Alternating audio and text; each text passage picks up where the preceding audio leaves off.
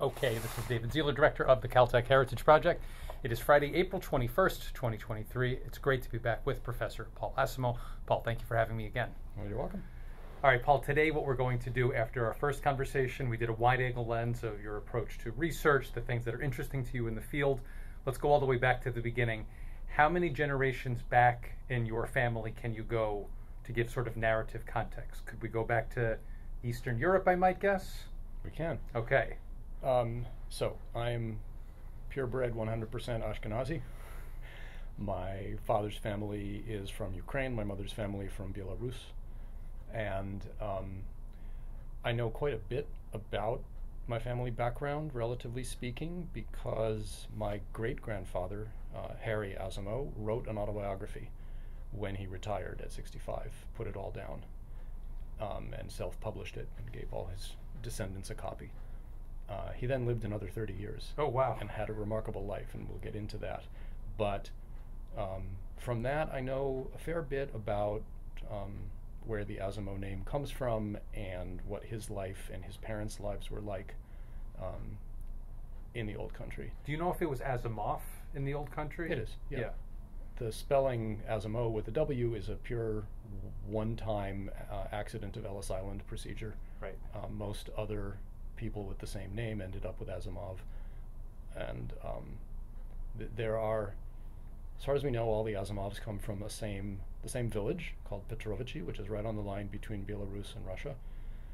There is also an Azeri name that is spelled and pronounced exactly the same, but is etymologically distinct. Okay, the Azeri Jews. Yeah. Same, yeah. So I've also done a fair amount of genealogy work. My mother happened to do like a fourth grade family tree project when her grandparents were alive, and so I at least have names and birth dates and some general information that's complete back about 3 generations, and in places goes back further. So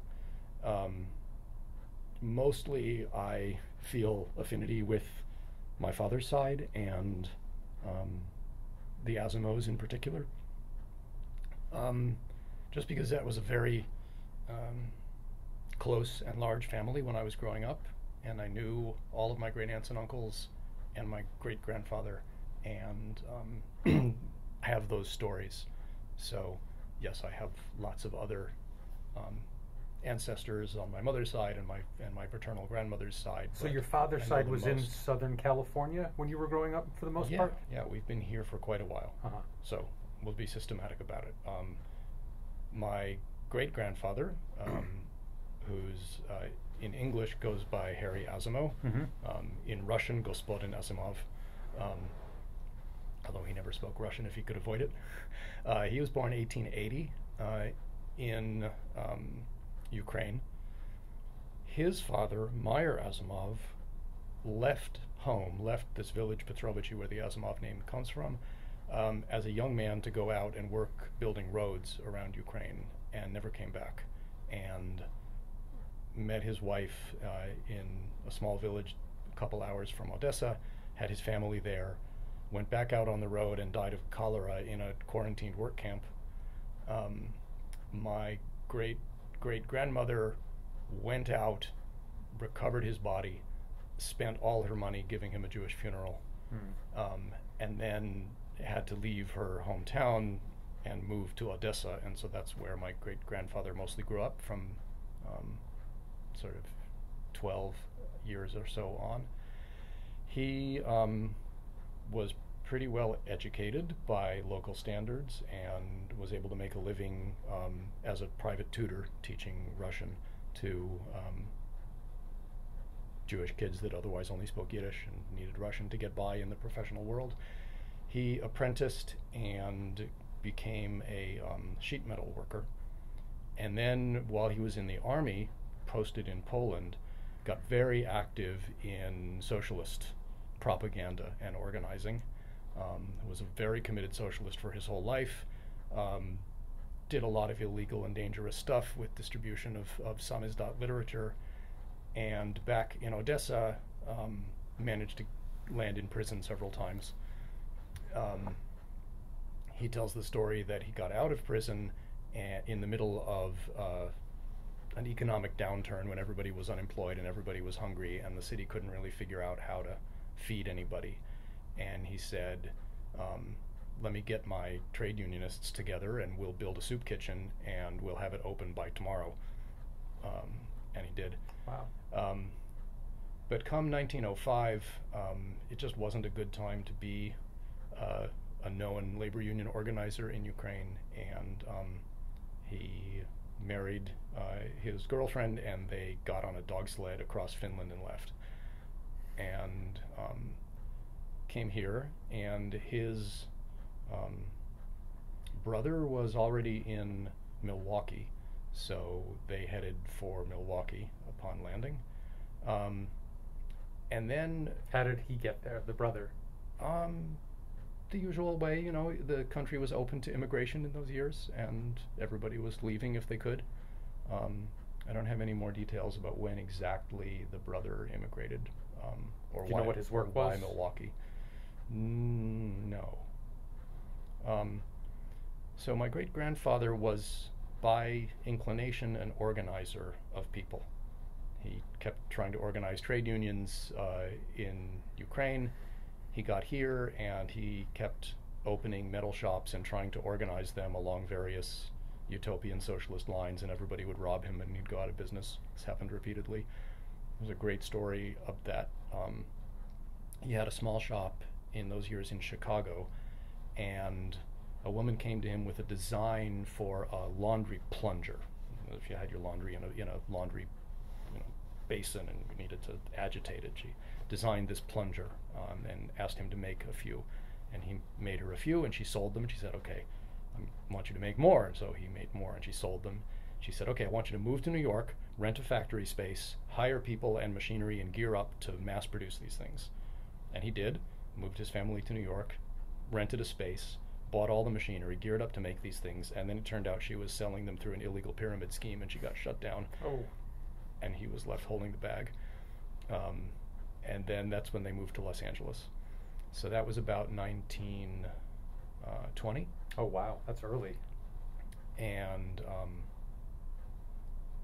you know where they landed in LA? East Side? East Side, sure. Boyle Heights.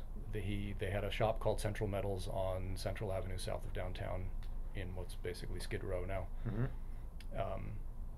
And it's a really, to me, classic American immigrant success story.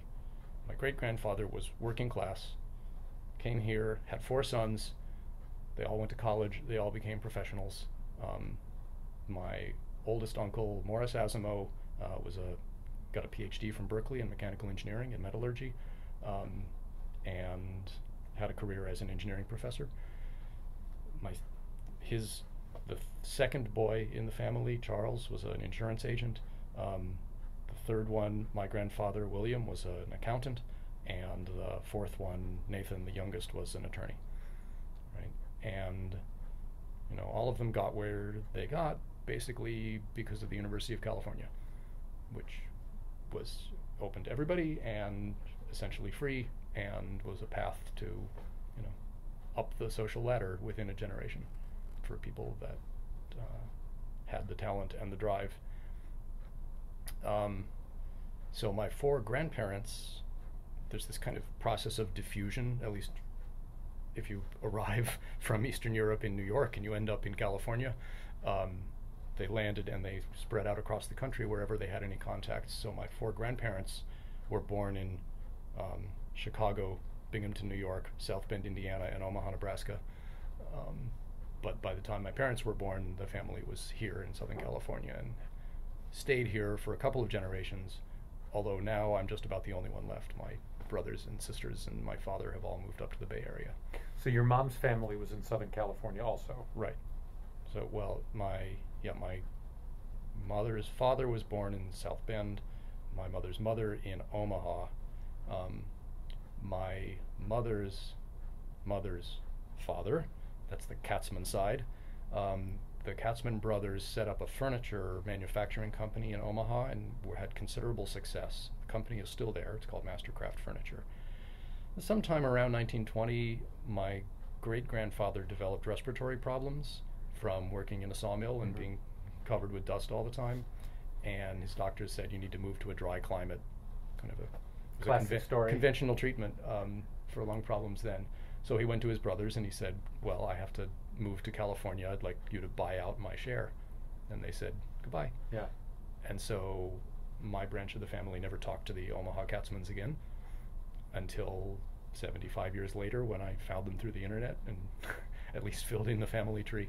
I asked my great aunt, the oldest daughter on that side, like, tell me about the Omaha Katzmans. And her answer was, why do you want to know about them? They're terrible people.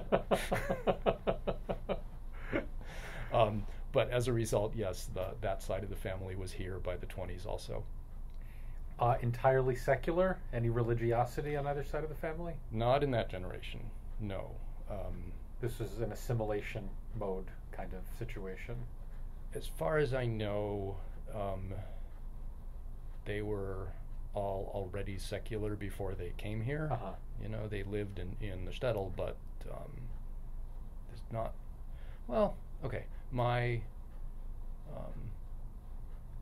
great grandfather does describe being sent to a cheder as a boy for a Jewish education and despising every minute of it, and sort of describes the rabbis that taught there in this sort of same way that someone who went to Catholic school would describe the nuns. Yeah. So no, they were all secular, ethical humanists, socialists, and very committed to it. But by everyone was bar mitzvahed and went to Hebrew school. But when Reform temples came along, that seemed to be the right level of commitment for some of us. My youngest great uncle on that side, my grandfather's younger brother, was very into building his own liturgy of secular humanism, and we had these alternative Rosh Hashanah parties and alternative seders that he wrote the text for that were very interesting, that we got together for every year. So these four brothers and their offspring settled here in Southern California, and it was a very close family. We had both Jewish and secular holidays together every year, and so I feel very close to all those cousins and a lot of affinity with that family. And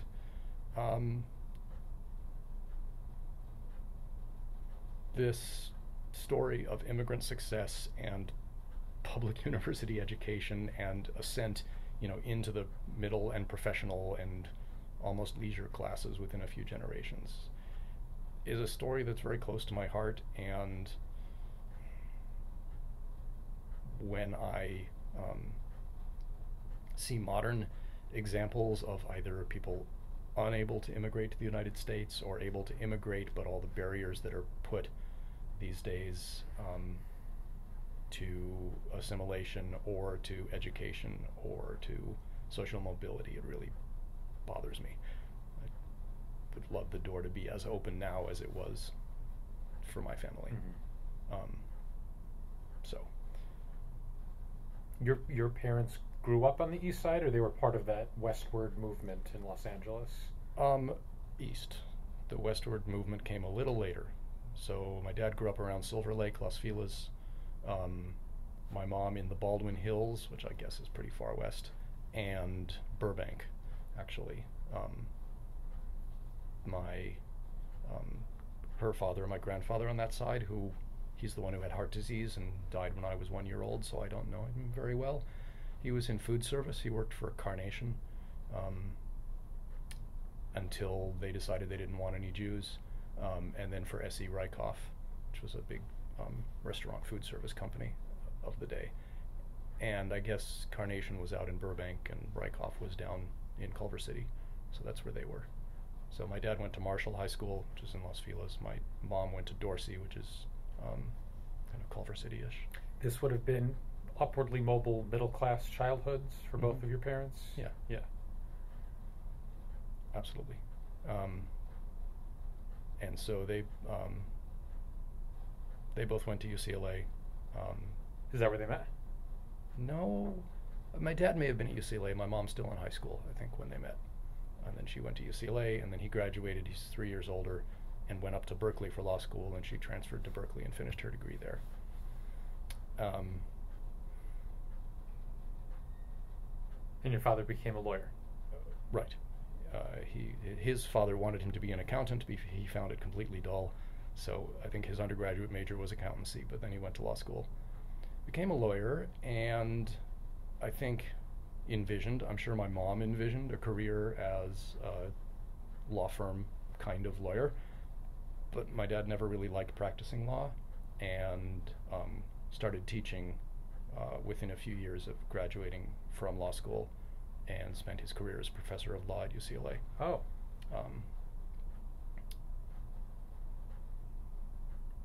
So UCLA has been a very important element of Asimow family history for quite some time. Okay, my grandfather on the Asimow side went to USC. He's the one Trojan in the family. My grandmother, my father's mother, Frida Asimow, née Frida Miller, went to UCLA in the first graduating class from the Westwood campus, class of 33, got a degree in music right in the middle of the Depression. The only job she could find was teaching music at Maricopa Middle School, up in the oil patch in the Central Valley. And she commuted back and forth over the old Grapevine in the 1929 Model T for several years. And there's a great story about that. My grandmother happens to have been blonde and had blue eyes, and she showed up for this interview at this school in Maricopa, decided to wear gloves so she didn't put on nail polish. And when the principal asked her religion, she lied and said she was a Southern Baptist. And it turned out he only hired blondes with blue eyes who didn't wear nail polish and were from sufficiently conservative sects of Protestantism, so she got that job. So then my grandfather's oldest brother, Morris Asimow, after working as a metallurgist for a while, became the first professor of mechanical engineering at UCLA. And then my father got a job there in the law school. And then his first cousin, Leonard Asimow, was an assistant professor there in the math department for a few years. Ended up spending most of his career at the University of Wyoming. But had I gone there, I would have been the fourth Professor Asimow in the history of the institution. That might be a record. Yeah. And I should mention that my father's first cousin on his mother's side, Ray Orbach, was also a UCLA professor and provost before he went on to DOE and all the other things that he's done. Yeah. So Ray's my father's first cousin. Oh, wow. So UCLA has been a big part of family life. What law did your father teach? His research specialties were mostly in administrative law, but he taught tax and contracts and administrative law. And later in his career, more or less for fun, he and a colleague, Paul Bergman, wrote a book about lawyers in movies, and kind of a guide to what videos you should rent if you were interested in trial scenes in movies, called Real, REEL Justice. But he parlayed that into something of a research and teaching specialty in the concept of law and popular culture, exploring, sometimes with law students, sometimes with undergrads from various majors, the extent to which popular culture shapes perceptions of the law and lawyers, or vice versa. And so he's now 83. He retired from UCLA and he moved up to Stanford, and he got a sort of part-time teaching position there that was a 3-year contract. But the dean changed, and the new dean didn't know it was a short-term contract, so he spent 10 years at Stanford teaching contracts or administrative law or popular culture, whatever they needed. Finally, Stanford realized he wasn't supposed to be there and brought that to an end. And then he wasn't ready to stop, so he got a job at the University of Santa Clara, teaching, again, first-year contracts and law and popular culture. This is a man who loved to teach. Loves to teach. Taught virtually through the pandemic, although he really didn't like it very much. Yeah. I think now he's about done. He's just doing the law and popular culture seminar. And I'm not sure he likes teaching at Santa Clara as much as at Stanford or UCLA, because frankly the students are too nervous about passing the bar, which doesn't make it as much fun to teach them. Yeah. Did your mom work when you were growing up? Yes. So I don't think it was ever her intent to work, but my parents divorced when I was 3, so about 1972. And after a couple of years, my mom went back to school and got a degree in technical photography and became a medical photographer and worked at St. Joseph's Hospital in Burbank, and then at Cedars-Sinai, and then St. Joseph's, and then UCLA in the Neuropsychiatric Institute for the last 20 years or so before she retired. Kind of gradually moving from actual photography into graphic arts, as that's what the researchers there needed support for. And so, yeah, by the time I was in kindergarten, she was going to school, and by the time I was in grade school, she was working. You have siblings? Yeah. So, slightly complicated California family. I have one full brother, 3 years older. He is an attorney, lives in Oakland, and his name is Daniel Asimow. And if you ask apparently ChatGPT to tell you about Daniel Asimow, it says Daniel Asimow is a professor at the California Institute of Technology, and tells you all about my research. AI has a way to go. Yes. Okay, so my parents, while married, had 2 boys, my brother and me. Then they divorced. My father remarried a woman with 3 kids from her first marriage. So I still consider them, although my stepmother is gone since 2006, I still consider them my stepsisters and stepbrother. So I have 2 stepsisters and a stepbrother. They were all in the Bay Area until my stepbrother recently moved to Florida. And then my mom remarried and had a girl, so I have a half-sister 15 years younger than me, who is a nurse and recently moved to Portland. So, depending on how you count, I have somewhere between 1.5 and 6 siblings. And growing up, did you shuttle between households? My mom was a custodial parent, but we had the kind of standard arrangement of 1 night a week and alternate weekends with my dad, and they always lived pretty close together, so it was not a difficult arrangement. We also tended to do a lot of traveling with my dad, so like a lot of my outdoor education, and I think a lot of the roots of what one day drew me to earth science came from camping trips with my dad. Yeah. That wasn't something that my mom had the inclination or wherewithal to do very much. Although we did travel with her sometimes. There was still is a family camp for Berkeley alumni called Lair of the Bear up in the Sierras. We went there several summers with my mom.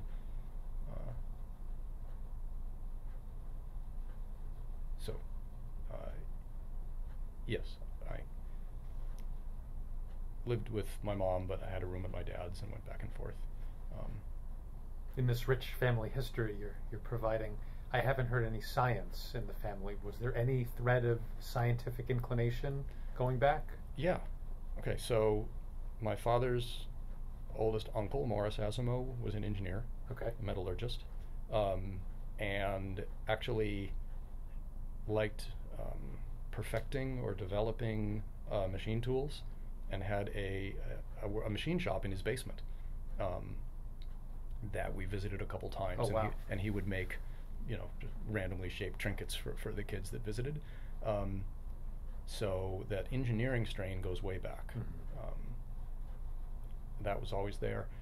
And his son, Robert Asimow, my father's first cousin, also a mechanical engineer. And he was around. My father's other first cousin, Ray Orbach, was a physicist. And my father's other first cousin, Leonard Asimow, was a mathematician. So in my immediate family, no, there wasn't any science, except my mom kind of idolizes doctors and medical science, and certainly had it in mind that if one of her sons was going to be a lawyer, the other one should be a doctor. So I had to actively work against this project by avoiding biology classes assiduously, so as to make sure that I wasn't qualified for med school by the time I graduated college. And sort of she eventually got her wish when my youngest sister gave up her career in film and went back to school to become a nurse. My mom wanted to be a nurse, but her mom said, that's menial work, you're just changing people's bedpans, don't do that, and prevented it. So yes, there have been scientists in the family going back a generation before mine. And as you know, Ray Orbach went to Caltech. Right? Have you ever visited Europe, the old shtetl? I haven't. My uncle Nathan did. That's my grandfather's youngest brother. Went to Manastirshina, the village where his mom was born. Presumably they were wiped out during World War II. Of course, villages. Yeah. So I don't think they found anybody who really remembered his mom. And in in Petrovici, the Asimow family village, my great-great-grandfather left town in like 1875 as a young man, and nobody remembered him. When his son, my great-grandfather, apparently to register for the draft you had to go to your father's home village. So he went home around 1900 and couldn't find anybody who knew his dad. There's a great story that Isaac Asimov recorded about this town. It used to be in Russia proper. And in 1845, when Tsar Nicholas II expelled all the Jews from Greater Russia and banished them to the Pale of Settlement, the big landowner in Petrovici, half of his workforce was Jewish, and he did not want to kick them out, so he picked up the border marker and moved it to the other side of town and said, we're in Belarus now, or whatever they called White Russia then. And it stayed that way from 1845 until 1917, when the Soviets came through and surveyed the border and fixed it. So sometimes it was in Russia and sometimes in Belarus. And as far as you know, your entire family was out before World War II. Nobody was there. Right. Yeah. Everybody and all of their brothers and sisters were out by 1910 even. Yeah. So no, in my family there wasn't anybody close lost in the Holocaust. There wasn't any last minute scramble to get out. And so I don't have a lot of relatives in places that the places you could get to, in 1930 that you when you couldn't necessarily get here. There's nobody in South America. There is nobody in Israel except for much later migration. Yeah. And you went to public schools growing up? Somewhat. So I went to public school for kindergarten through 4th grade, Roscommare Road Elementary School in Bel Air. And then my 4th grade year, so that's like 1979, give or take, 78.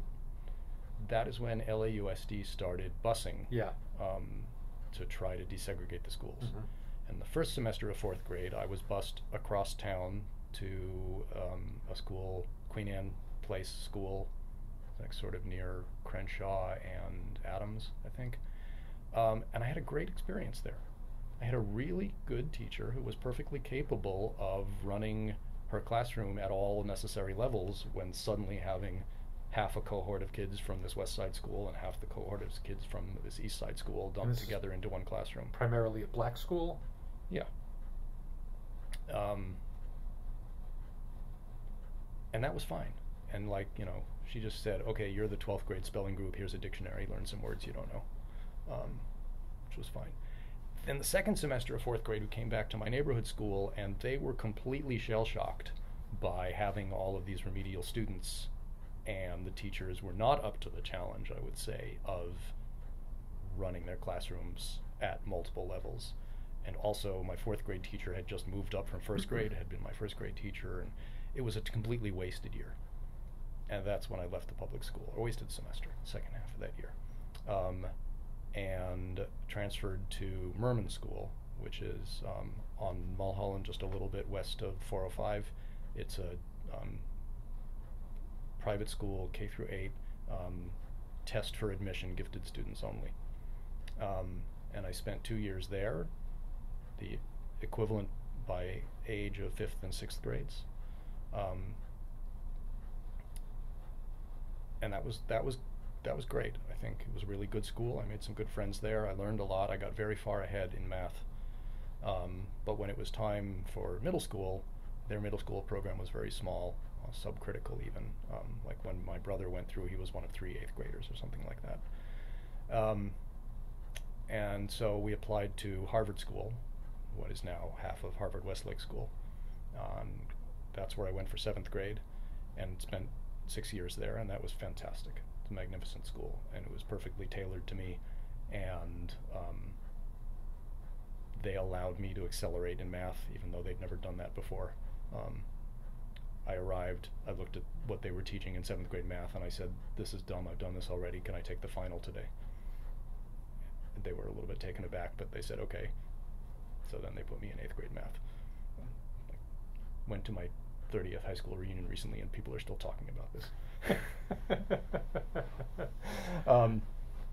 But also I went back to the school recently for a memorial service for a guy named Lee Carlson, who was the football coach and a math teacher there. And he addressed the problem that Harvard School had, that they were one of the few places that would allow you to take BC Calculus as a junior. And then what? Right? The best math students would like run out of the high school math curriculum a year before they graduated, so he offered it on a class called Advanced Topics. It's kind of linear algebra, which, I think it's more commonplace now that everybody's in a race to get through the AP curriculum as quickly as possible, that a number of schools, especially feeder schools to Caltech, have something beyond calculus. Mm-hmm. But it was pretty rare then. Mm-hmm. Anyway, I did that as a junior. And then as a senior, had to make up yet another math class and did a private tutorial in multivariable calculus. But it was a really good school and really prepared me well. And my brother stayed in the public school system all the way through university high school. And also my sister stayed in the public school system. She went to Palisades High School, Palisades Charter School. But for me, given how much I wanted to learn and the rate at which I wanted to learn it, private schools were better. So yes, public schools kind of as long as we could until it just wasn't serving my needs anymore. When does music enter the scene for you? Okay, music goes way back in the family. My father's mother's father, Abraham Miller, was a bandmaster in Ukraine, played trumpet and violin, and taught his daughter, my grandmother Frida, to play the piano, and taught her a whole catalog of Yiddish folk music. And she got a degree in music and had a career as a piano teacher, but also as an entertainer. She was the music lady at the Hollywood Los Feliz Jewish Community Center, putting together programs of Yiddish music, for her generation, where Yiddish folk music was a real thing and a way for people to bond. And even if the kids couldn't necessarily speak Yiddish, they could understand enough to appreciate the Yiddish songs. So I like to explain her repertoire as like klezmer is jazz on Yiddish folk tunes. She played them straight. She just sang the words, accompanied herself on the piano. And she made sure that her sons, my father and my uncle Steve, had piano lessons. And my dad is still a pianist.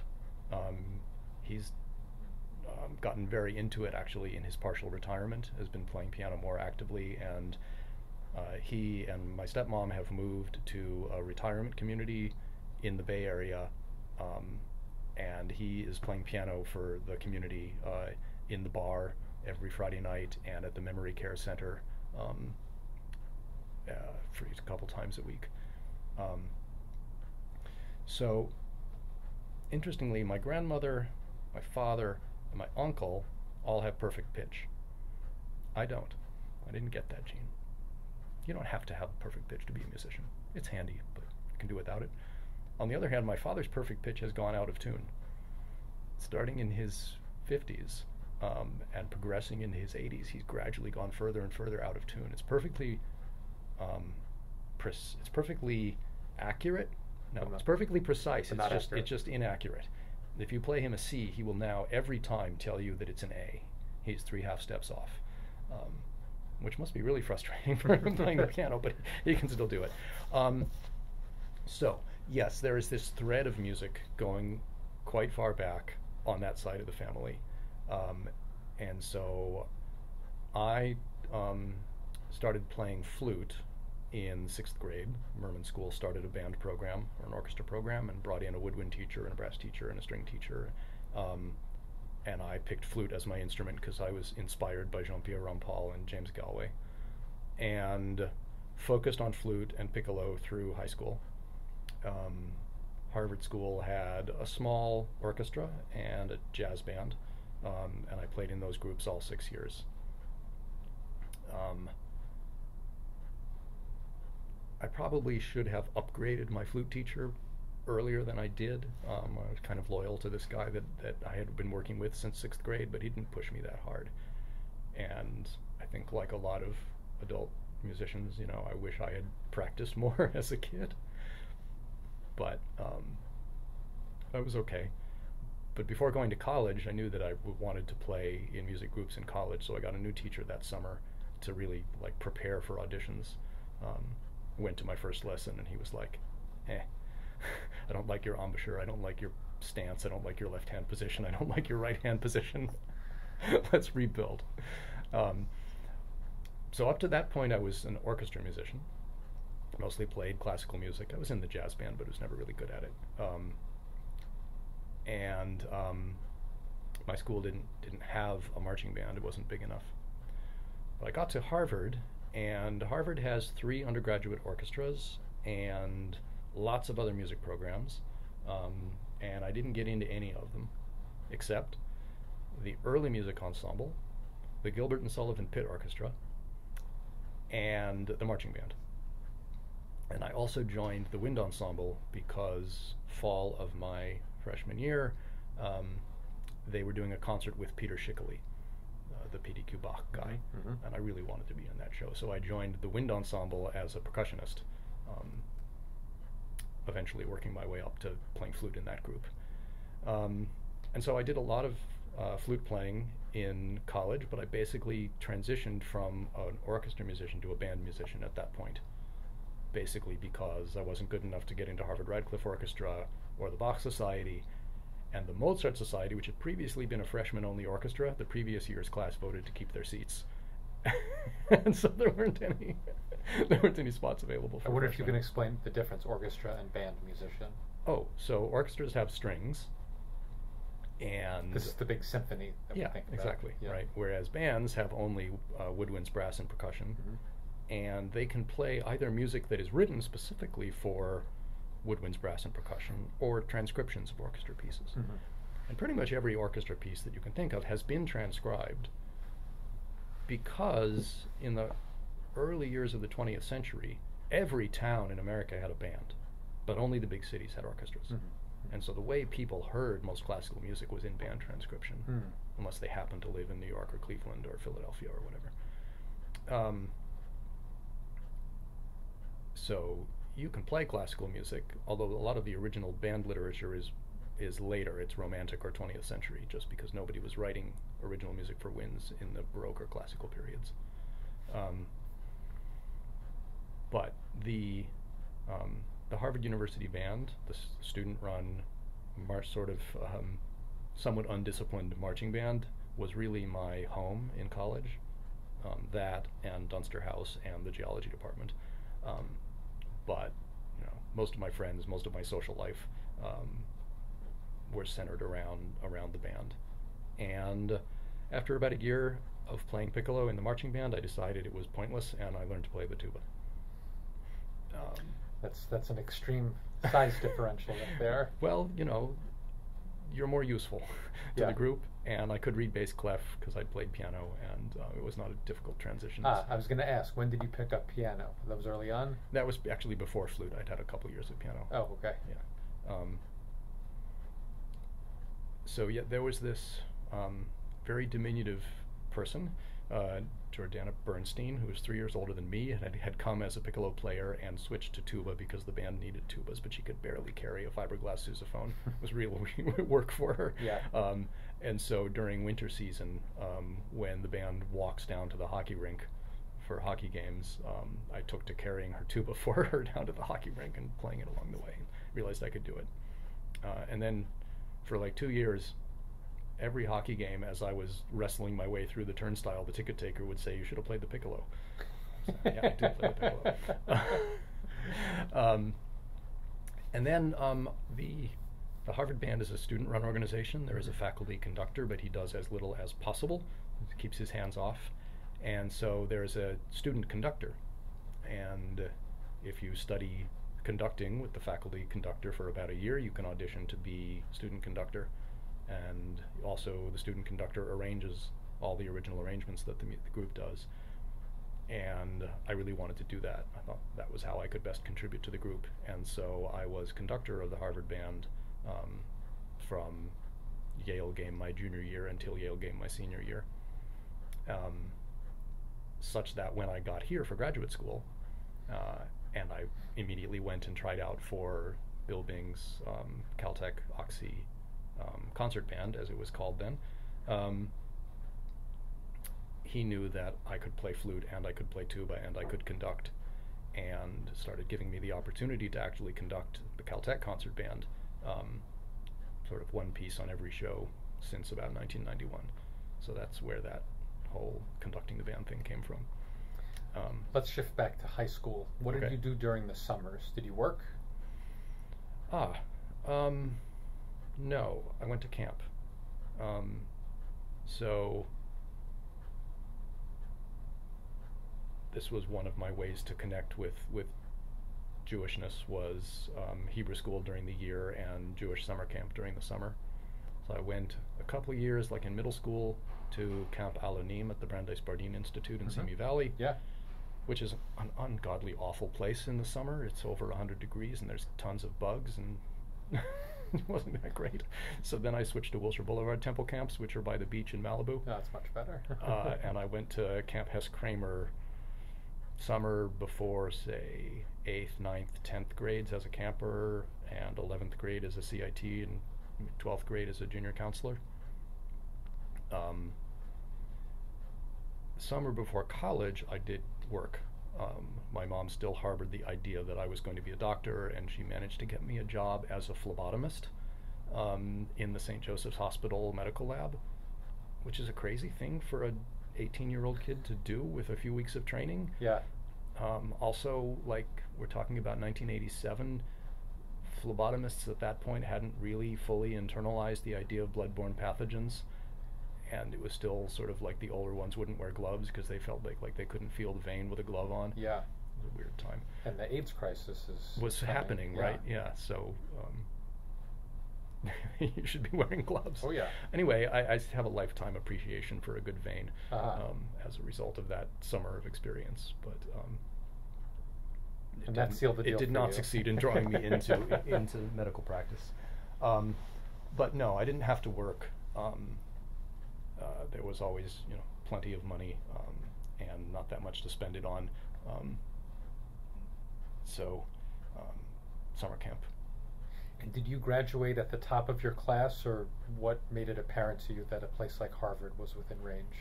Also, that's interesting. I mean, yes, I was valedictorian of my class, but everyone in my family went to university in California, mostly public university, UCLA or Berkeley or Cal State LA, until my brother, who, against the advice of the college counselors at University High School, applied to Ivy League schools. I'm sorry, I thought I put it on silent. It is on silent. How did that happen? It broke through. Yeah. So my brother went ahead and applied to Ivy League schools, and got into Harvard, and was the first in the family to go back east for college. And so 3 years later come along, and I'm going to a better high school, and I have better grades, and I have higher test scores, and I did more stuff.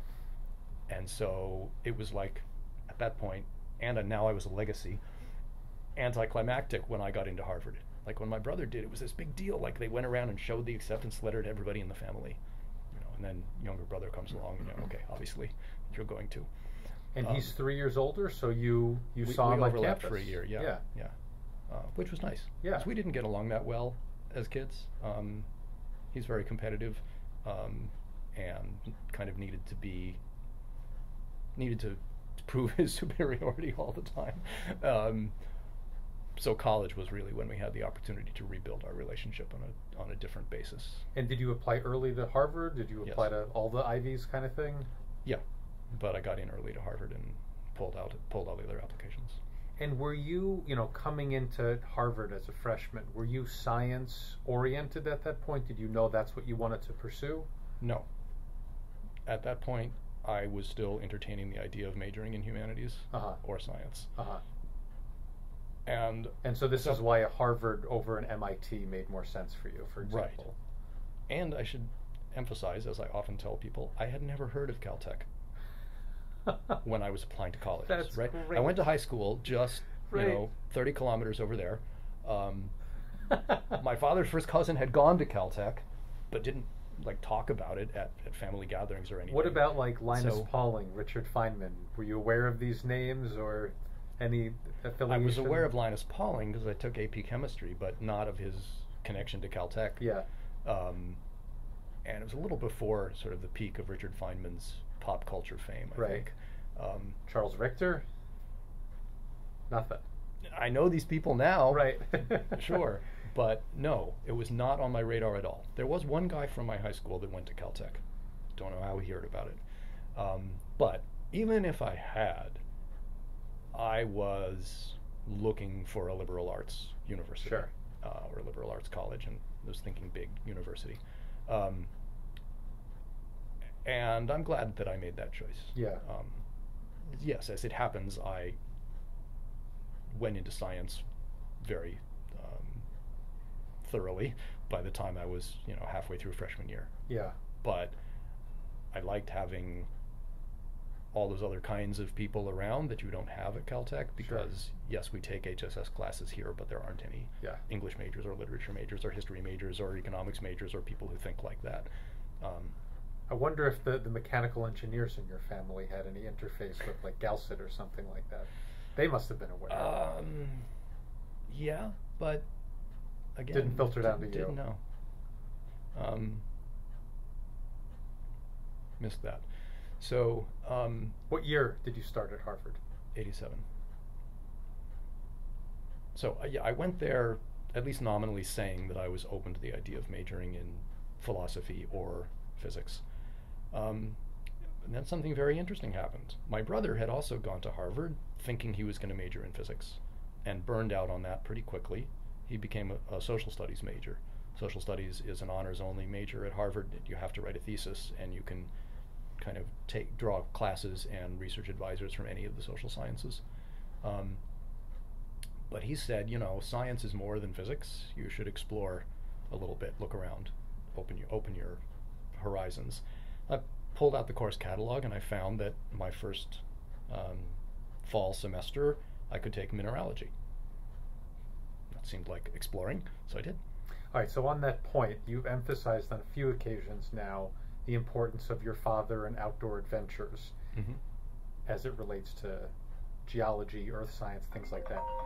The outdoors, so that's you this time.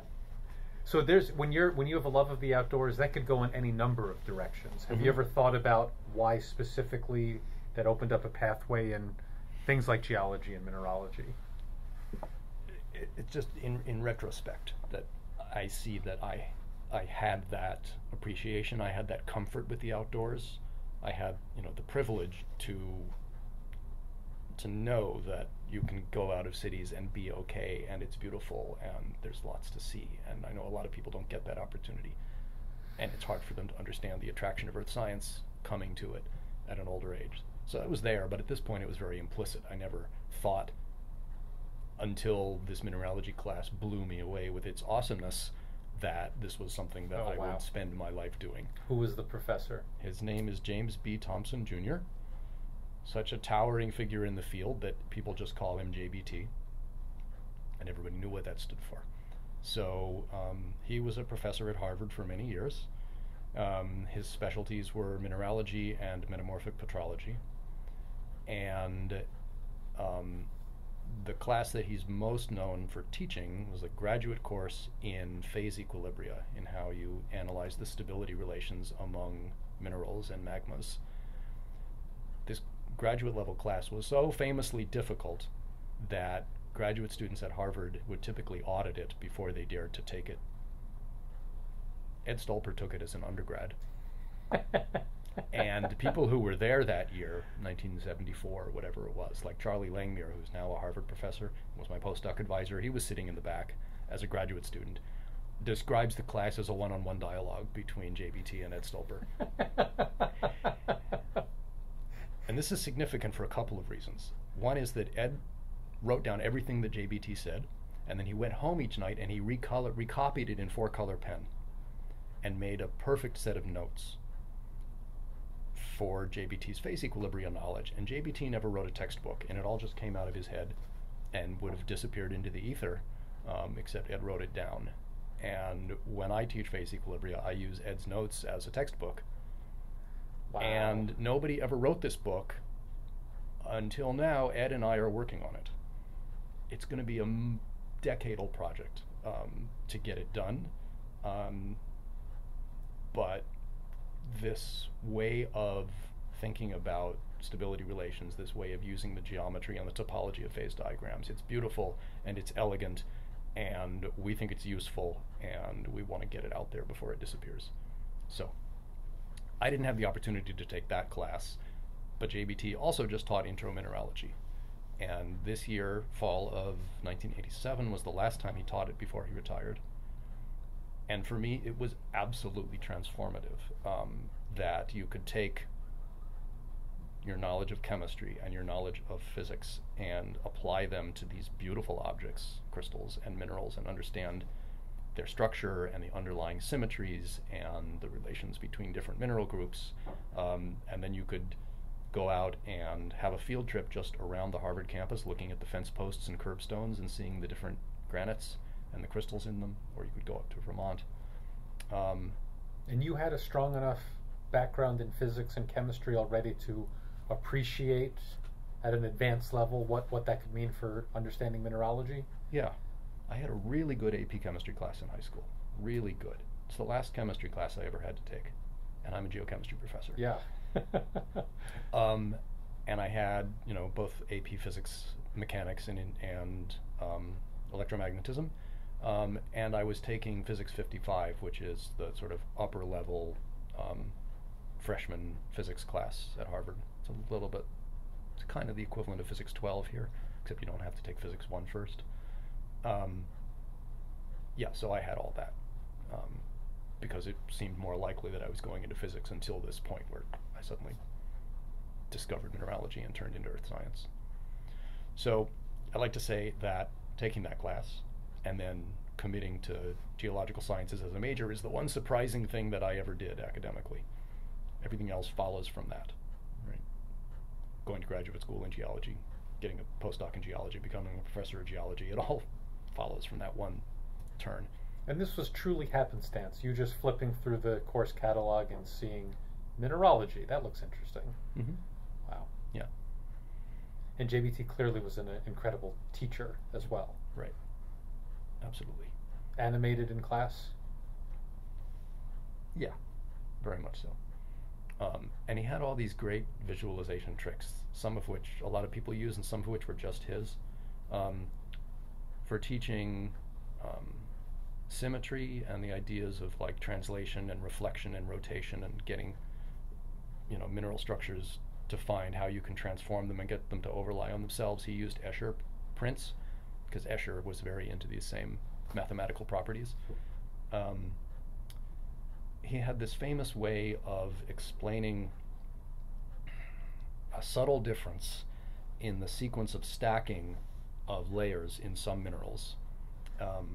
It's just very hard to describe how the geometry of these layers is different unless you take the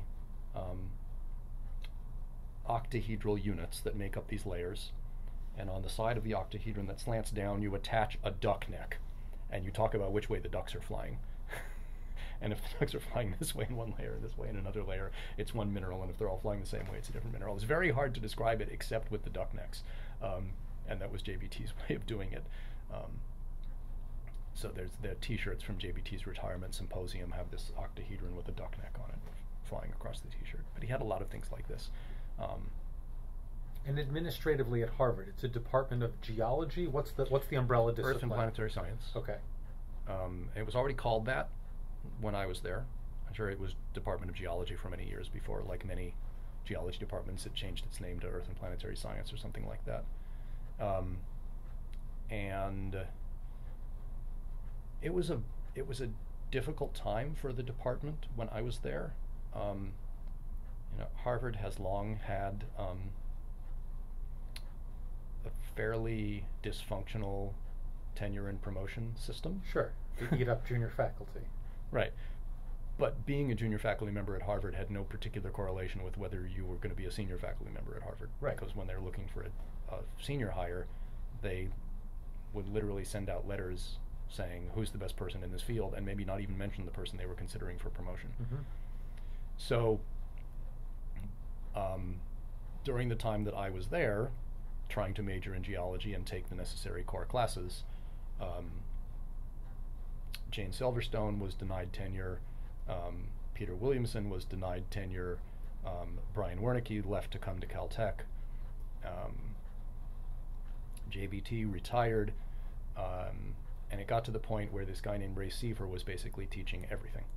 He was a sedimentologist, but he was teaching structural geology and sedimentology and mineralogy and metamorphic petrology. He was the only one left. But I managed to take all the necessary classes from people before they gave up and left the place. And junior year, I took a class in planetary science with a guy named John Wood, whose specialty was petrology of meteorites, but he was teaching a petrology class. And he had a joint appointment at the Smithsonian Astrophysical Observatory up on Observatory Hill, north of the Quad.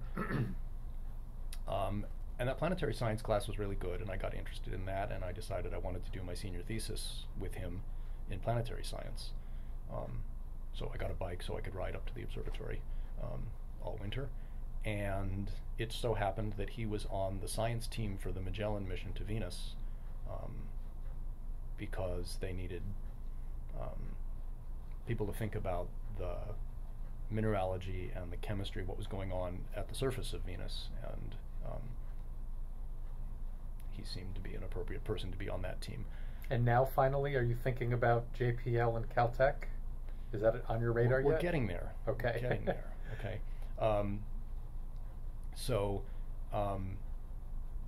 Magellan got to Venus in August of 1990. Yeah. And I needed to turn in a senior thesis by May of 1991. So I actually came out here to, I think I was home for the summer, so I went up to JPL for Venus orbit insertion. That was the first time I visited JPL.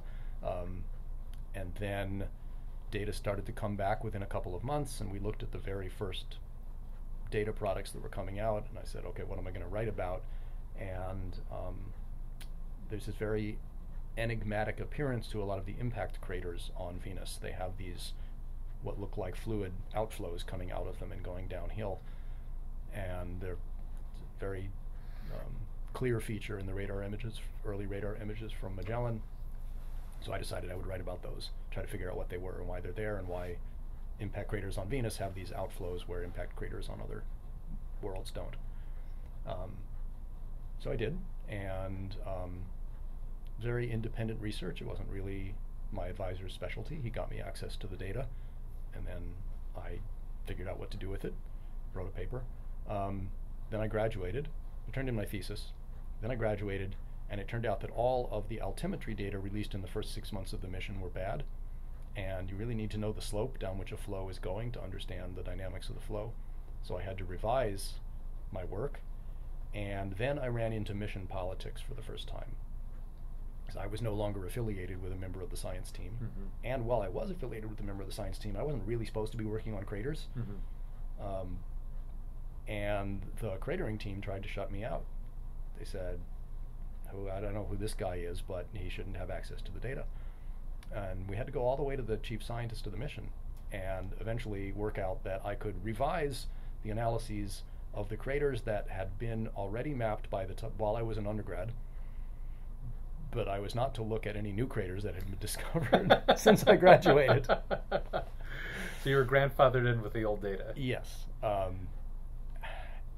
And so at that point, I made an executive decision to stop doing planetary science and being involved with missions and depending on other people to generate data, and turned entirely into terrestrial Earth science for a couple of decades. Okay, but stepping back a little bit, when I was shopping for graduate schools during my senior year, I wanted to find schools that had both planetary science and terrestrial Earth science in the same department, where you didn't have to pick one when you applied to the PhD program. You could keep doing both. Yeah. And that narrows the field to about 6 schools. Off the top of your head, what's similar to Caltech in that regard? MIT, Brown, Cornell, Washington University, UCLA. Berkeley. So those are the places I applied for graduate school. And because you wanted one foot in, I mean, even though you were turned off by this experience. Well, that didn't happen yet. I see. Right, that happened. That was later. Yeah. So we're talking, when you're applying for graduate schools, this is fall of your senior year, right, or early spring of senior year. At that point, I was still into planetary science. So yeah, I was admitted by all those schools, and I visited them all. The first 2 Caltech professors that I met, John Wood was able to introduce me to Tom Ahrens when he came to Harvard for a Meteoritical Society meeting. And then John also flew me to the Lunar and Planetary Science Conference in February, and there I met Jerry Wasserbrook. So the first 2 Caltech professors that I met are 2 famously obnoxious individuals. Yeah. But great scientists and great salesmen. And they did a nice job talking up Caltech. And then I came here during my graduate school visits to see where I wanted to go. And Dave Stevenson and Ed Stolper pitched me a really interesting experimental project, relevant both to any terrestrial planet, not necessarily just to the Earth, and transmitted this vibe that I got almost uniquely from Caltech, and that has not left me to this day, that the graduate students, at least me, with my pedigree and my self-presentation, that treated me as a colleague and said, you're here to do research, do your research, and we'll support you and see where it goes. What was the project that Stolper and Stevenson pitched you? So this is fun because it was really Stevenson primarily that was pitching it, and Stevenson is a theorist. but it was an experimental project. Later in my graduate career, I ended up switching to theory and working with Ed Stolper, who's an experimentalist. But the project relates to the dynamics of partial melting of rocks. For chemical and thermodynamic reasons, rocks don't completely melt. They don't just go from solid to liquid. They partially melt. They form some fraction of liquid, and then that liquid can segregate from the solid residue and migrate to the surface, and that's how we get volcanoes. But that porous flow problem of liquid moving along the grain boundaries of the solids left behind and getting out is a really interesting problem. We call it melt migration. And porous flow phenomena are generally described by two parameters: the permeability, which in Darcy's law is the constant of proportionality between the applied pressure gradient and the rate at which the fluid flows through the porous medium. It was developed by Darcy, who was describing the public fountains in the city of Dijon, and the hydraulic head from where the water was getting into the system. So you need to know the permeability, and then something that describes the rheology of the solid medium, whether it responds elastically or viscously to changes in the pressure of the pore fluid. Like, can it expand if the pressure of the pore fluid goes up, and if it does it do so viscously by flowing or elastically by just expanding? So if you want to describe the rate at which melts migrate out of partially molten rocks, you need to describe the rheology of the rock in response to volume changes and the permeability that governs the flow of melt through the system. And neither of those numbers was known. There are theories that allow you to guess, but it seemed like it would be exciting to try to actually measure it. So that would involve taking some of the techniques of experimental petrology, where we partially melt rocks all the time, but we usually do it in a sealed capsule. Figuring out how to do it in an open geometry where we could push melt through the system from one side of a partially molten rock to the other, know the applied pressure gradient, and measure the rate at which the melt flows, and then we would know the permeability. And actually, an even better way to do it is oscillate the pressure on one side of the partially molten region and watch the response of the pressure on the other side. And from both the phase shift and the amplitude ratio of those two waves, you can solve for both the rheology and the permeability. That was the idea. The equations for how to do that had been partially worked out for a related case, but with different boundary conditions. So I needed to rederive the equations. It's the one and only time in my career I've ever needed to do Laplace transforms and complex analysis. It so happens that the equations that I'm talking about are right behind you, if you look behind you. Oh, wow. We used to do our oral exams here using posters because we didn't have PowerPoint. Right. And those are the posters from my oral exam in the second year of graduate school in 1992. That's great. They turned up when he retired in Hugh Taylor's storage space, the posters from my oral exam. Oh. So I would have lost them, but somehow Hugh held on to them. And so there they are. So I actually built that experiment, that apparatus. They came up with the money and the freedom to just let me buy stuff. And I almost made it work. Almost. But I geared up for the first kind of full version of that experiment in February of 1996, and my oldest son was born on February 7th, and I shut down the experiment to go and watch my wife have a baby.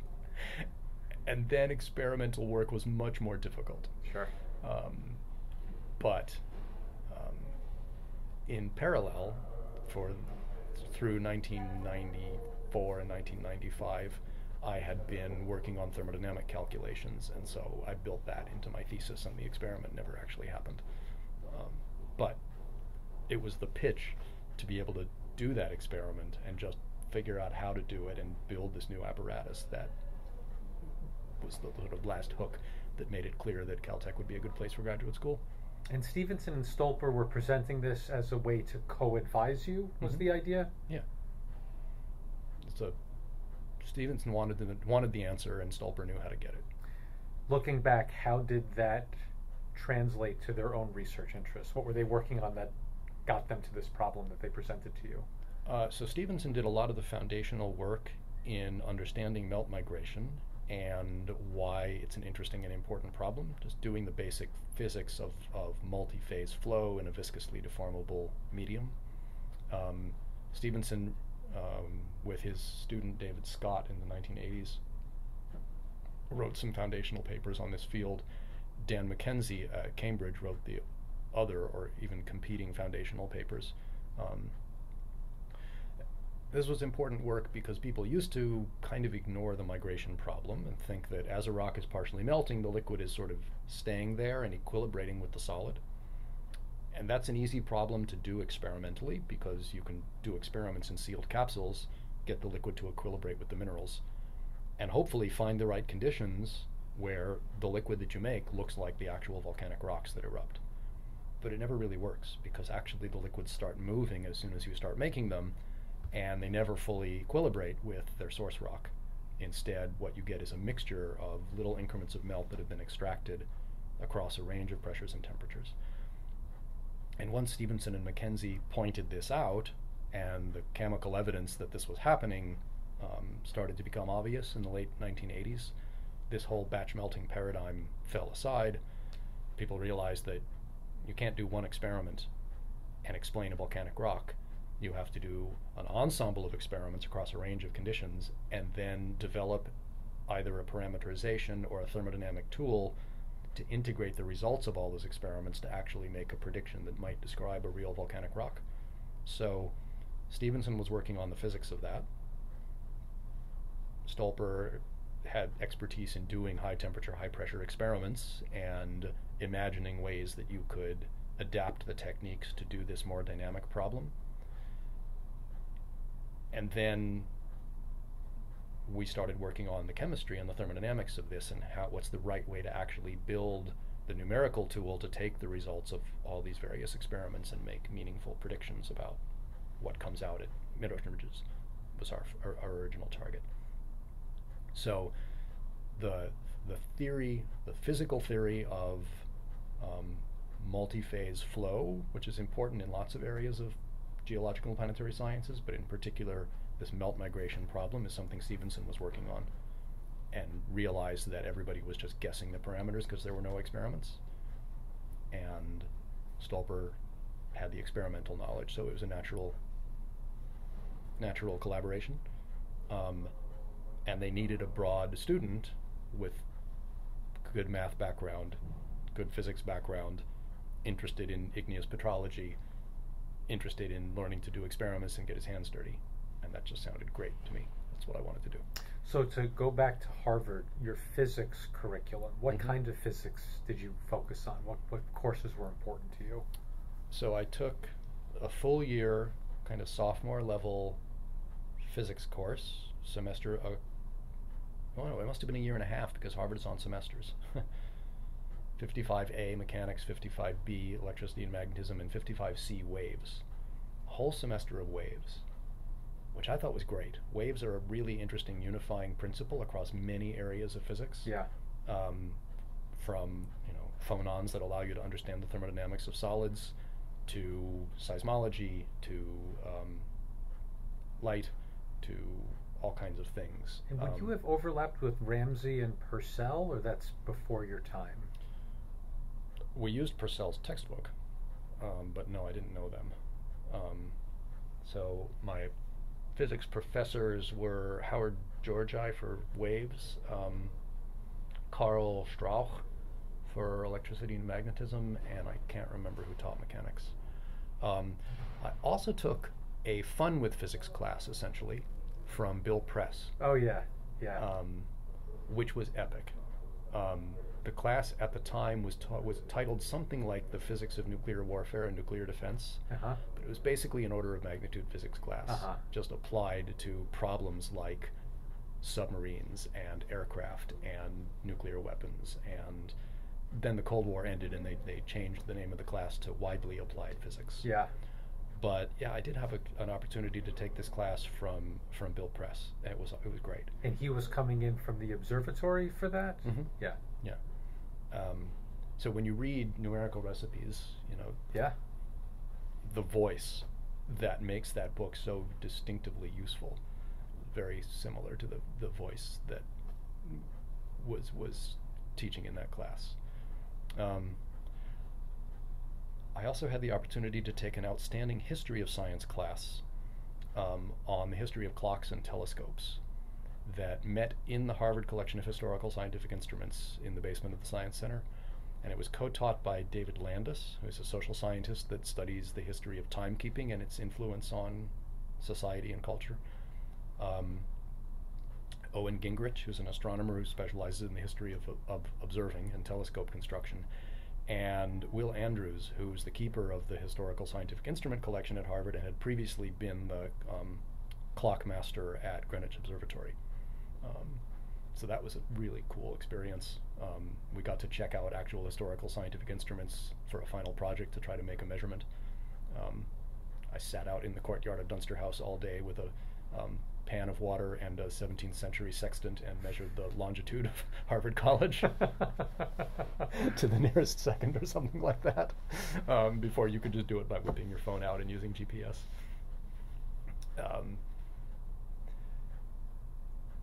Yeah, so those are the physics classes I took.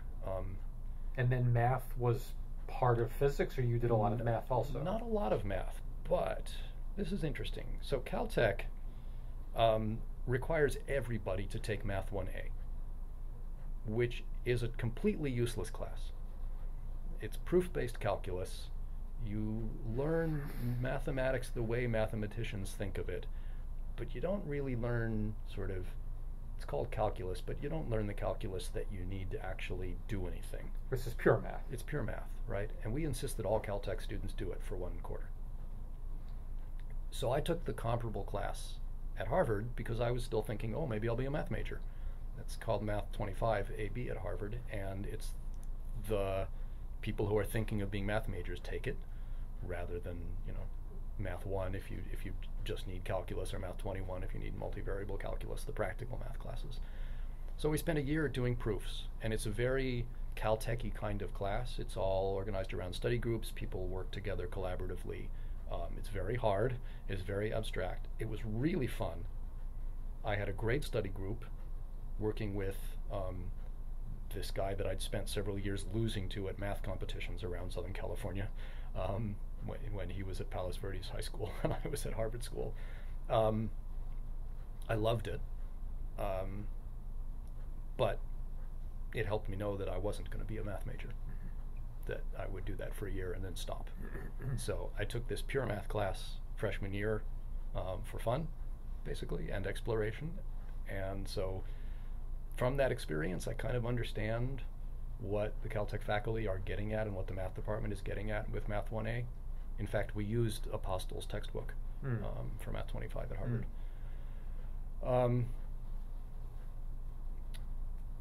And then I also took an applied math class, partial differential equations and transforms and that kind of stuff. Applied Math 105, it's the equivalent of ACM 95 here. I had the good fortune to have a geophysics professor teaching it. So the examples were all drawn from geophysics. The wave equations that we were solving were for seismology, and the diffusion equation that we were solving was for terrestrial heat flow. That was a really useful class also, because just for me, the person who happened to be teaching at John Woodhouse was relevant and helped me see how the applied math could actually be applied. The chemistry part is interesting. So the geology major at Harvard requires a chemistry class, and most people just take, Chem 10, which is introductory inorganic chemistry. I didn't want to. I figured it would be full of pre-meds and competitive and difficult, and I'd had this really good AP chemistry class, so I thought I knew all of chemistry.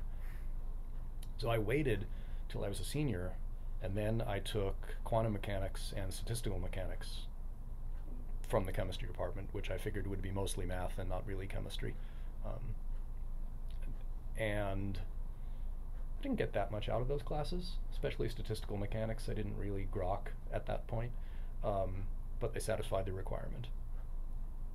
And so it's a little bit ironic that I ended up being a professor of geochemistry here, because I really kind of avoided chemistry as much as I could until I came to it through the chemistry of rocks and minerals and realized, well, they're made of atoms. You'd better understand how atoms behave if you're going to understand those systems. Well, to go back to your attraction, the prospect at Caltech was you were going to come here, obviously as a student, but you'd be treated as a colleague. You're doing real research from the beginning. That was not the experience or the feedback you got looking at other programs. Caltech really stood out in that regard. Mm-hmm. Yeah. Most other places, I got the sense that you would get attached to a research project in progress and contribute to it. Yeah. Rather than define your own from scratch and shape the whole problem and own it. That can cut both ways, though, too. That can be course. very daunting to a graduate student. I was not risk averse at that time. Yeah. I should also say, I take advice, and my undergraduate research advisor, John Wood, said, you should go to Caltech. Best advice I ever got. Yeah. He was completely right. Yeah. So no other program was a close second, really?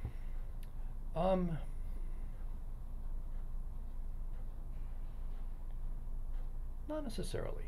I mean, I certainly gave Brown a hard look. I gave MIT a hard look. I gave Cornell a hard look. But I think, no, the outcome was pretty much foreordained. That partly because I was being pushed that way by my advisor, partly because I'd met and been impressed by a couple of Caltech professors, and partly because my visit here was really outstanding and eye-opening. And also, honestly, I wanted to come back home. Yeah. Right? Now that you knew where Caltech was, you're aware it's roughly in the Los Angeles area. Yeah, exactly. So, it was not a hard choice. And certainly it was the right choice. What about, as you mentioned, it was important for all of the programs you looked at that there was the Planetary and the Geology together administratively. You had previously visited JPL. Was that an additional attraction in choosing Caltech? Did you see at some point that might be an asset for your graduate experience? It was, absolutely. Right. No, retrospectively it was, but I'm saying the decision-making going in. At the time, yes, right. It was a few months later that I was like, wow, these planetary scientists, they're all about mission politics. That came after. Yeah. No, that was definitely part of the attraction, right? So I was admitted to graduate school here by the planetary science and geochemistry options because I said I wanted to work on meteorites. When I got here and I realized that it was the geology students that got to do field work, I switched my option to geology. So my degree is in geology because partly my research migrated towards what's primarily a terrestrial problem, partly I decided I didn't want to work on missions, and partly I really wanted to do the field work. And so I did. So my degree is in geology, although my research is hard to categorize as geology or geochemistry or geophysics or planetary science. It's kind of all of those things. But that's kind of the point. That's how it should be, right? Yeah, right. Well, on that note, I think maybe that's a perfect narrative turning point to pick up next time when you actually start at Caltech as a graduate student. Okay. All right.